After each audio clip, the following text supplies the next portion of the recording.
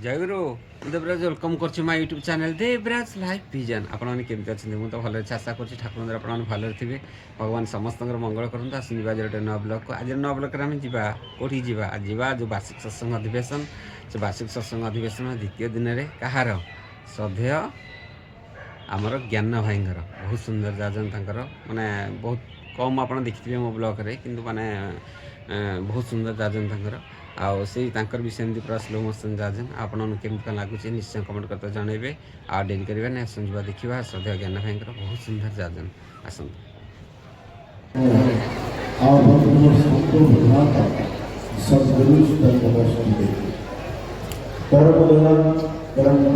श्री श्री ठाकुर पाद मोड़ी प्रणाम निवेदन करे परमाराध्या जगत जननी श्री श्री बर्मा परम पूज्य पाद जगाचार्य श्री श्री बड़का परम पूज्य पाद श्री श्री आचार्य देव पाद करे मोर अनंत कोटि प्रणाम निवेदन करे आज यही पवित्र सांध्य सत्संग हरिवार से उपस्थित से प्रत्येक भक्तमयी मातृमंडली साधु सदन मंडली वरेण्य गुरुकृत मंडली सर्वोपरि सत्संग उपस्थित वरेण्य ऋतिक देवता सभी पाद पद्मे मोर लाभ प्रीति एवं यथामान्य प्रणाम निवेदन करे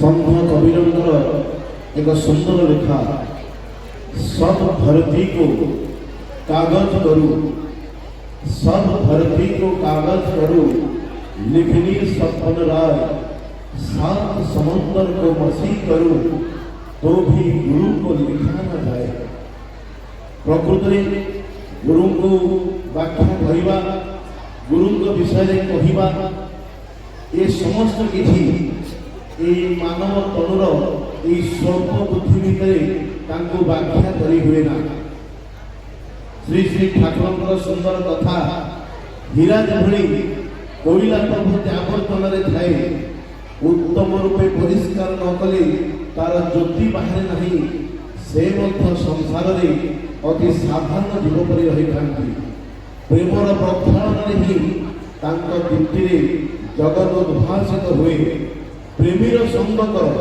सत्संग कर से आपना छाए प्रकट हे प्रकृति से देखिए से मानव जीवन परम उत्थाता किभली भाव से मनीष जीवन आमूलचूल परिवर्तन करि ठाकुर से कथा तो जीवन हांडिलटा तू मते दे दे मु तो गोष्ठी को उलट पालन करदेवी तेरे प्रकृत गोष्ठी उलट पालट व्यापार ये जीवन को जो जीवन मरण धर्मी हो उठी पुणी थे से अमृतर पथ को नहीं आसवा किपरि संभव से कौन पड़ो श्री श्री ठाकुर कहले मनीषर आकांक्षित मंगल तार अभ्यस्त संस्कार ठीक अंतराल थाए तेज प्रकृत में कौन से अभ्यस्त संस्कार आउ किभली जीवन में मंगल आसे यही विषय को रखी सर्वप्रथम मोर परम श्रद्धेय ज्ञानरंजन भाई को आह्वान देवी श्री श्री ठाकुर वार्ता से रखेंगे मन्नाथ श्री जगन्नाथ मद्गुरु श्री जगद्गुरु मदात्मा सर्वभूतात्मा तस्मै श्री गुरवे प्राणव ठाकुर जगत जननी श्री श्री बर्मा पूज्यपाद श्री श्री भगवान आज संबंधित आचार्य देव शिक्षण प्रणाम सत्संग उपस्थित वरेण्य ऋतिक देवता सत्संग उपस्थित मातृमंडली छोट छोट पिलाने गुरु भ्राता माइक देवी शुरू अगणित सत्संग प्रेमी को मोर आंतरिक राय जय निवेदन करे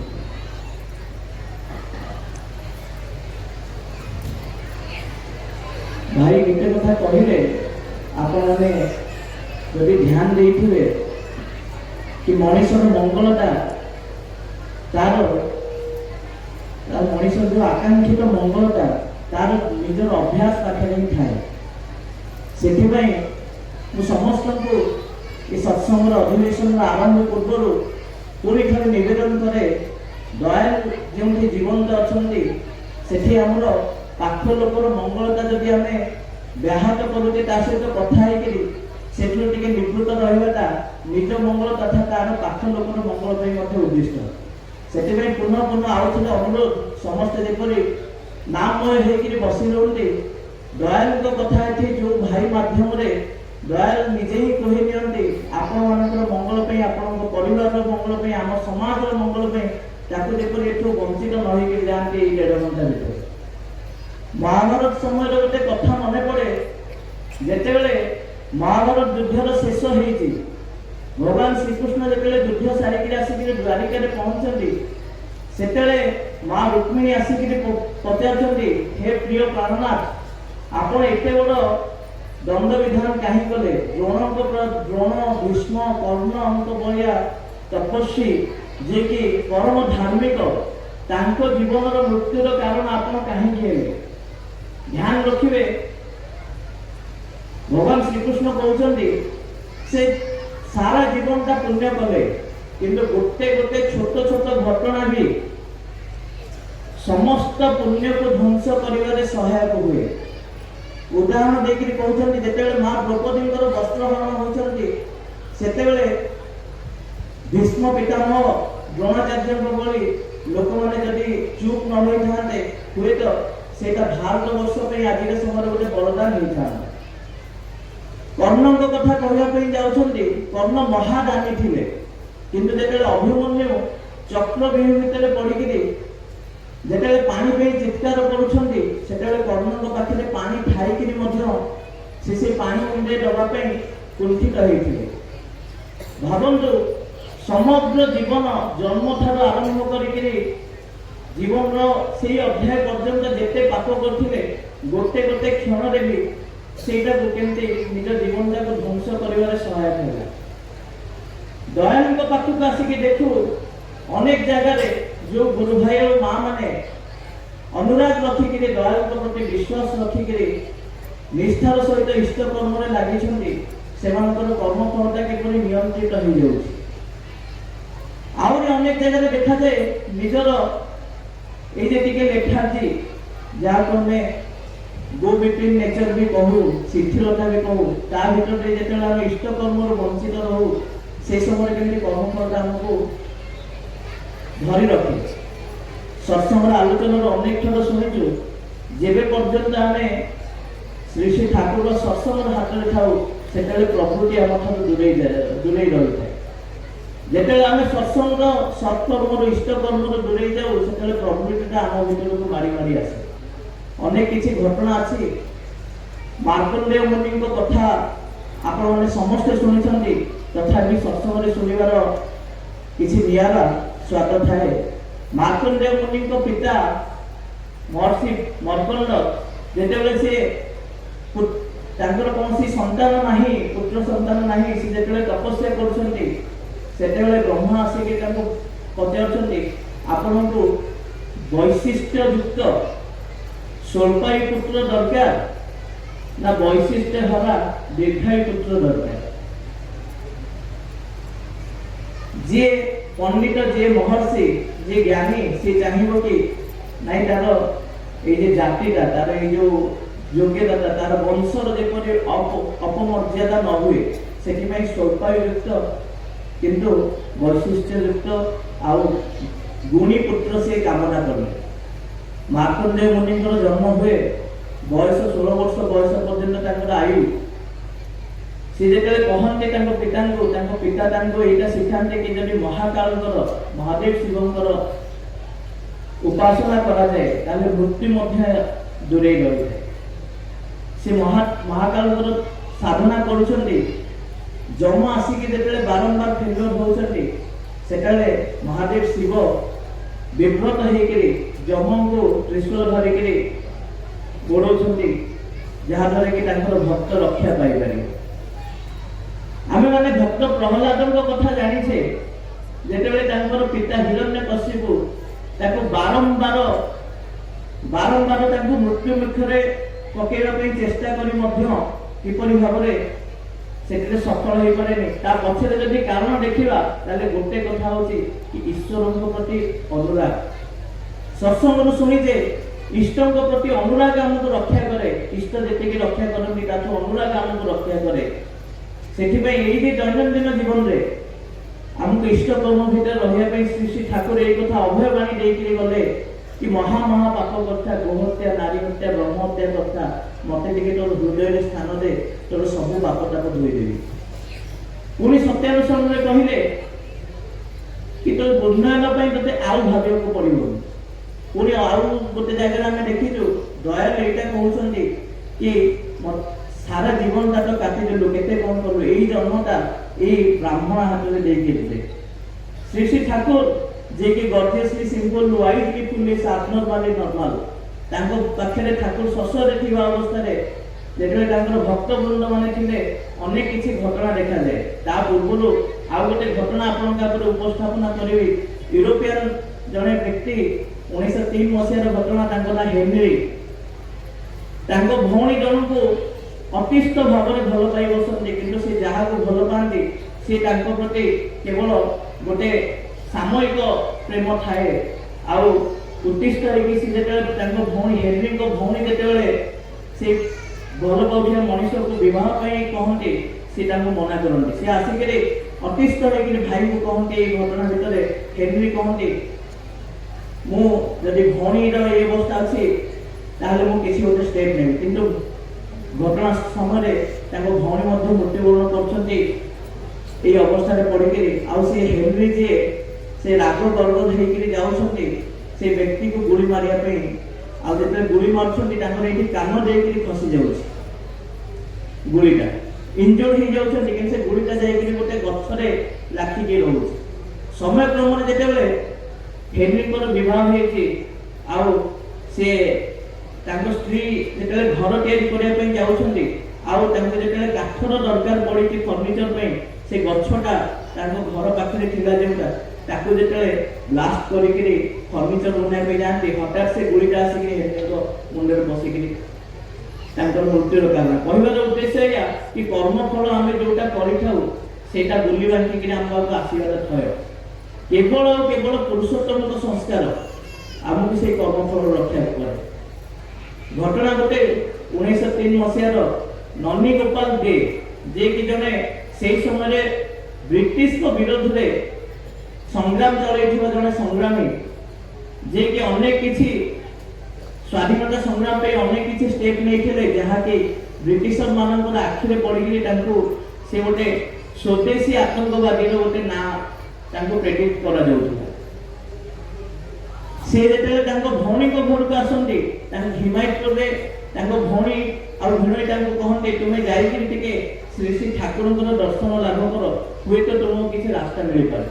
ଶ୍ରୀ ଶ୍ରୀ ଠାକୁରଙ୍କ ପାଖରେ ଆସିକିରି ଏ ସବୁ ଘଟଣା ଯେତେବେଳେ କହୁଛନ୍ତି ସେତେବେଳେ ଶ୍ରୀ ଶ୍ରୀ ଠାକୁର ଶୁଣୁଛନ୍ତି। ତା ପରଦିନ ପ୍ରାର୍ଥନା ସମୟ ପୂର୍ବରୁ ଶ୍ରୀ ଶ୍ରୀ ଠାକୁର ପୋଲିସ ମାନଙ୍କୁ ଭକ୍ତଙ୍କ ମାଧ୍ୟମରେ ପୋଲିସ ମାନଙ୍କୁ ସୂଚନା ଦେଇକିରି ଦେଇ ଦେଉଛନ୍ତି କି ହଁ ଇଏ ନନୀ ଗୋପାଳ ଦେ ଆସିକିରି ରହିଛନ୍ତି ଆଶ୍ରମରେ।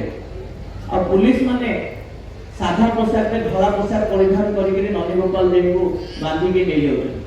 ସେଇ ସମୟରେ ନନୀ ଗୋପାଳ ଦେ ବହୁତ ଭୟଙ୍କର ଭାବରେ ଚିତ୍କାର କରୁଛନ୍ତି କି ଆଜି ଯଦି ମୋ ପାଖରେ ରିଭଲଭର ଥାନ୍ତା ଆପଣଙ୍କର ଗୁରୁଗିରି ଛଡେଇ ଦେଇଥାନ୍ତି, ଏଇଠି ରିଭଲଭର ମାରି ଦେଇଥାନ୍ତି। ଠାକୁର କିଛି କହୁନାହାନ୍ତି, ଏତିକି କହୁଛନ୍ତି ଯଦି କିଛି ତୁମେ ଭୁଲ କାମ କରିଛ, ପାପ କରିଛ କି ଦେଶ ବିରୋଧୀ କାମ କରିଛ, ଟିକେ ଏଇ ଯୋଉ ଏ ଦୋଷ ସ୍ୱୀକାର କରିନେବାଟା କଣ ଅସୁବିଧା ଅଛି? ଏଇ ଯେ ଦଣ୍ଡ ବିଧାନକୁ ମାନି ନେବାରେ କଣ ଅସୁବିଧା ଅଛି? ସେ ରାଗ ତତ୍ତ୍ୱରେ ଯାଉଛନ୍ତି, ପୋଲିସ ମାନେ ନେଇଯାଉଛନ୍ତି। 3 ମାସ ବିତି ଯାଇଛି।